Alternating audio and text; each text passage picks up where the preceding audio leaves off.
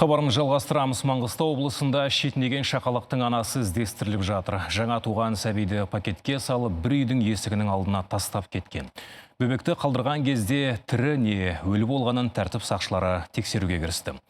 Бұл сұмдық оқиға Атамекен ауылында болды. Кешкілік 5-тер шамасында жұмыстан қайтқан ер азамат көрші үйдің есік алдында жатқан пакетке көзі түседі.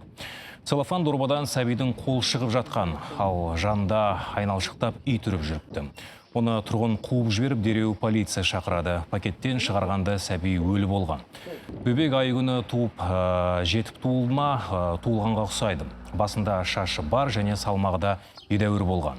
Атамекен ауылы тұрғындары бұл оқиғадан шошынып отыр. Олар сырттан келген біреу тастап кеткен болар деп болжайды. Себебі бұл маңайда соңғы айларда жүкті әйелді көрмедік деп отыр. Пакет жатқан ғой, пакеттің сыртан қолы шығып жатыр екен баланың. Ана үрейлерім қорықпен түсіп, машинадан алғанда пакетті. Сөйтіп алып, милиция шақырған. Милиция келіп, сонда тексеріп не алды. Бірақ біздің үйлерімізге бәріне кіріп шықты милициялар. Бір Құдай біледі ғой, әйтеуір бір енді қатыгез бір ана болып тұр ғой енді.